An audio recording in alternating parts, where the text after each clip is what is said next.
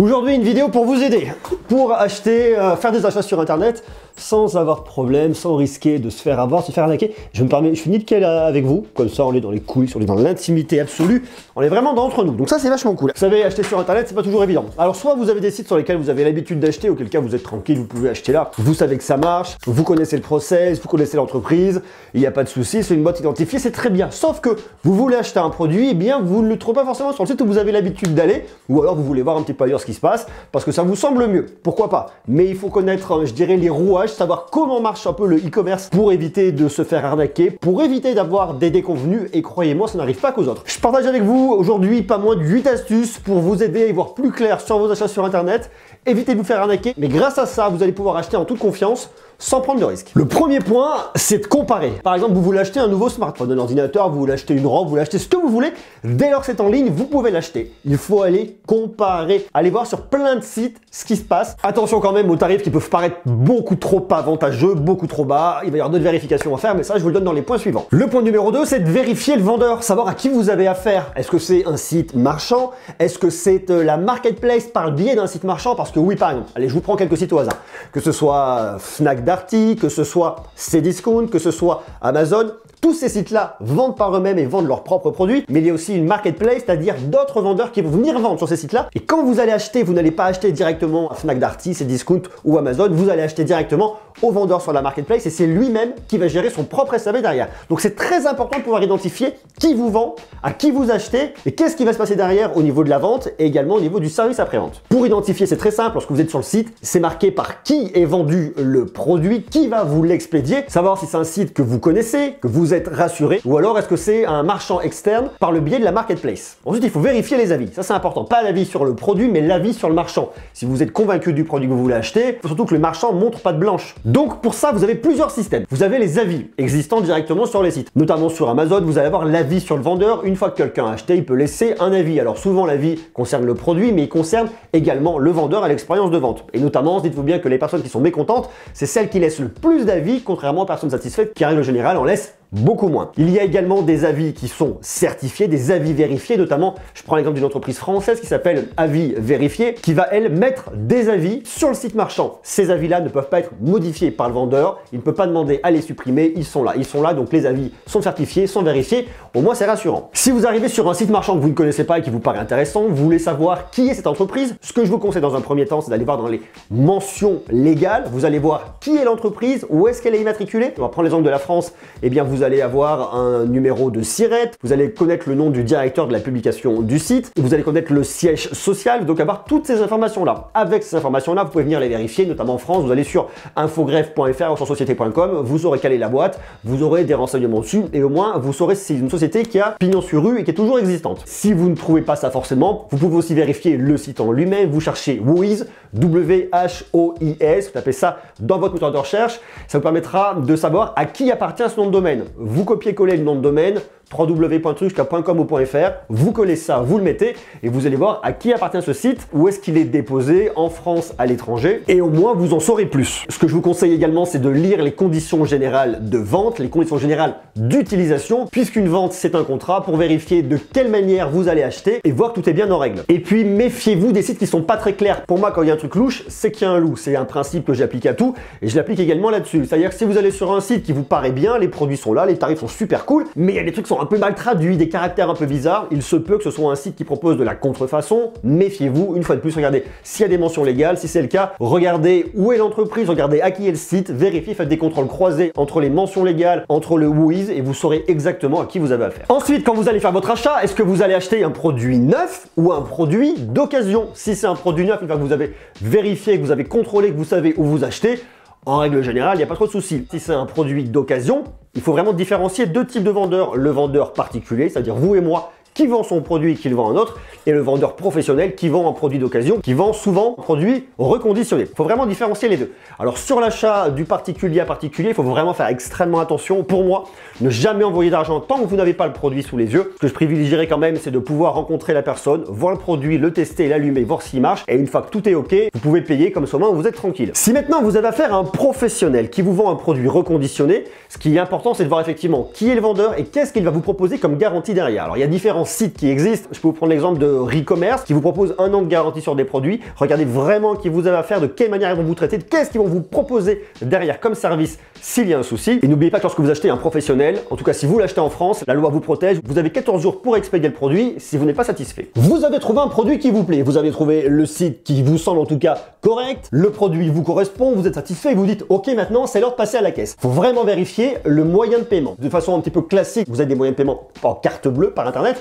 c'est bien souvent ce qu'on fait et ce qu'on fait le plus. Vérifiez toujours que dans l'URL, dans l'adresse internet, vous avez HTTPS. Le S est extrêmement important, ça veut dire que c'est une connexion sécurisée. Ça, c'est la base de la base de la base de la base, surtout sur un site de e-commerce. Mais à côté de ça, il y a un autre point qu'il faut vérifier, c'est une fois que vous avez cliqué et qu'on vous demande de rentrer vos coordonnées bancaires, sur quel site vous avez été redirigé. Est-ce que vous êtes toujours sur le site du e-commerçant à ce moment-là? Est-ce qu'il y a un module qui vient vous sécuriser ça, oui ou non? Ou est-ce que vous rentrez votre numéro de carte bleue sur un formulaire un peu lambda, auquel cas il faut quand même se méfier. Si vous êtes redirigé sur un site, ça peut être complètement transparent, vous vous rendez pas compte, vous le verrez dans votre barre d'adresse, https://www.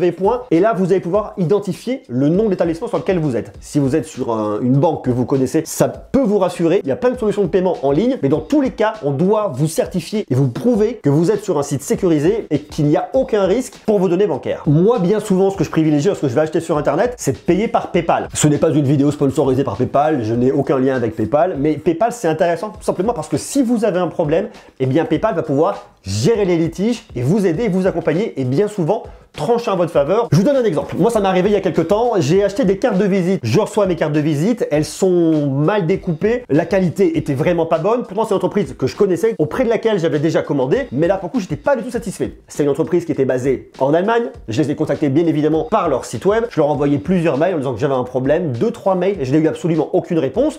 J'avais payé par PayPal. J'ai contacté PayPal. J'ai demandé à ce que PayPal gère le litige. J'ai recontacté le e-commerçant par le biais de PayPal. J'ai attendu quelques jours, peut-être 7 jours. Sous 7 jours, je n'ai pas eu de réponse. PayPal a tranché en ma faveur en disant ok, il y a un problème, le e-commerçant ne fait pas son travail, il n'assure pas le SAV, on va donc vous rembourser. Le service comptable du e-commerçant s'est réveillé peut-être un mois après et m'a envoyé des mails en menaçant, en me disant que si je ne payais pas la commande que j'avais eue et si je ne payais pas les cartes, eh bien j'allais avoir un problème. J'étais garanti par PayPal, j'étais protégé, couvert et le e-commerçant ne pouvait plus rien faire, ils avaient qu'assurer leur SAV. Et concernant le paiement, il y a des choses qui sont vraiment bien. Je prends l'exemple d'une banque sur laquelle je suis, que j'utilise lorsque je pars à l'étranger, c'est Revolut, et ils ont un système qui est pas mal. Alors je sais pas si ça existe dans d'autres banques, d'ailleurs si vous le savez, marquez-le moi en bas en commentaire. Le truc qui est vachement bien en fait, c'est que vous pouvez générer une carte bleue virtuelle unique pour un achat uniquement. C'est-à-dire que si les coordonnées de votre carte sont récupérées à la suite de votre achat, eh bien c'est complètement inutilisable et on ne peut pas bien vous pirater. Ça nous emmène au 5e point, c'est la gestion des litiges. Et ça, c'est un truc qui est extrêmement important. Pourquoi? Parce que lorsque vous achetez, vous recevez votre produit, jusque-là tout est merveilleux. Et ensuite, il y a un problème avec le produit. Et là, ça peut être embêtant. Si la personne en face ne vous répond pas ou ne vous prend pas au sérieux et ne fait pas son boulot, des fois, c'est un peu compliqué. Alors, il y a des sites qui sont très sérieux, qui le font merveilleusement bien. Il y en a d'autres qui sont un petit peu plus... Vous voyez ce que je veux dire? Alors, moi, il y a un site qui me rassure beaucoup, et une fois de plus, je ne suis pas payé par eux, c'est Amazon, parce qu'ils ont un système pareil de gestion de litige qui est vraiment bien et qui, bien souvent, va venir avantager le consommateur au détriment du vendeur. Le vendeur a vraiment intérêt à faire son taf derrière s'ils veulent que ça se passe bien. Et il y a notamment un service qui s'appelle la garantie de A à Z, qui vous permettra d'être complètement remboursé dans la mesure où vous avez un problème avec le produit. Ce que propose Amazon, c'est bien. Il y a d'autres sites qui font parfaitement bien leur boulot derrière. Moi, ce que je vous conseille une fois de plus, c'est d'aller vers des sites que vous avez identifiés, que vous connaissez, vous savez, qui sont sérieux pour vendre, mais également derrière. Et justement, ça nous emmène au 6e point, c'est la question du SAV. Le SAV ou service après-vente, c'est quelque chose d'extrêmement important. C'est pour moi un des points les plus importants. Acheter un bon prix, c'est bien, mais si derrière vous avez aucun interlocuteur et qu'il n'y a personne qui est là pour vous aider le jour où vous avez un problème, eh bien vous êtes carotte. Je vous conseille vraiment d'identifier les sites qui vont pouvoir vous aider sur le SAV. Comment on peut identifier ça? C'est très simple. En règle générale, on identifie très bien une catégorie SAV sur le site. Sur la catégorie SAV, vous devez avoir des coordonnées pour pouvoir contacter, que ce soit un formulaire, que ce soit un email, pourquoi pas un chat, c'est encore mieux. Et si vous avez un SAV par téléphone, ça c'est merveilleux. Moi, pour contacter quelqu'un très facilement. Si vous n'avez pas de numéro de téléphone, ça ne veut pas dire que le service derrière n'est pas là et n'existe pas. Mais vérifiez vraiment que vous avez tous les outils pour faire valoir vos droits concernant le SAV. Ce que je vous conseille quand même aussi, c'est de venir jeter un petit coup d'œil en bas dans les conditions générales de vente et notamment la politique de retour. pour être sûr de pouvoir faire valoir vos droits facilement. Et une fois de plus, sur tous les sites de e-commerce français, normalement, ça va quand même plutôt bien se passer. Septième point, c'est la question des frais. Lorsque vous commandez, que vous arrivez sur le récapitulatif de votre panier, eh bien, vous vous retrouvez avec des frais, des fois un petit peu bizarres, ou d'autres frais qui peuvent apparaître. Et notamment lorsque vous commandez à l'étranger. Alors, je ne veux pas dire qu'il ne faut pas commander à l'étranger. Je dis juste, vérifiez une fois de plus la note totale, ce que vous allez payer. Vérifiez que le montant de votre panier corresponde bien au montant qu'on vous demande de payer au moment où vous allez avoir votre paiement carte bleue. Et surtout, vérifiez que vous n'allez pas avoir des frais qui apparaissent, que ce soit des frais de traitement, des frais de gestion, des frais administratifs, ou bien encore des frais de préparation. Attention également à un point qui est extrêmement important, ce sont les frais de transport. Parce que vous avez le coût du produit,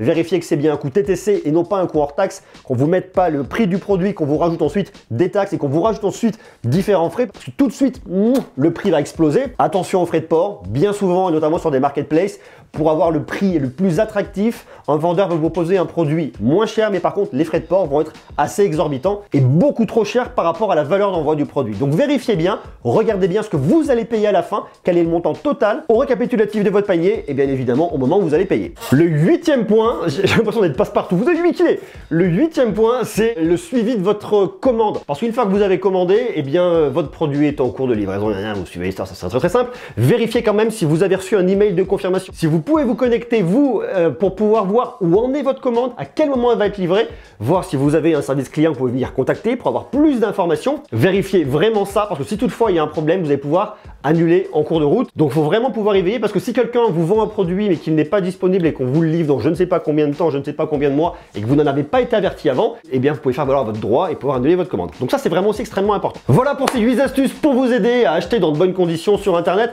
J'espère que ça vous aura aidé. L'idée c'est effectivement de ne pas tomber dans la paranoïa en se disant qu'on peut se faire arnaquer et voler de partout, mais c'est extrêmement important d'avoir les bonnes clés lorsqu'on va acheter, pouvoir identifier le bon vendeur, le bon site, pouvoir savoir si cette personne va être capable de répondre à vos besoins, à vos questions en cas de problème, avant même que vous ayez reçu le produit, et une fois que vous l'avez reçu, en cas de problème, toute la gestion du SAV. Et si toutefois il y avait un litige avec, comment le régler dans de bonnes conditions, intelligemment, pour que vous puissiez soit renvoyer le produit, soit en recevoir un autre, soit qu'il soit réparé et compagnie. Donc ça c'est extrêmement important. Il faut vraiment sécuriser tout ça, sécuriser votre paiement, que vous minimisiez les risques lorsque vous allez acheter, donner votre numéro de carte bleue en ligne. Et donc tous ces points à prendre en considération. Et une fois que vous mettez en place ça, qui sont un peu les bonnes pratiques d'achat sur Internet, vous verrez, vous êtes quand même relativement tranquille.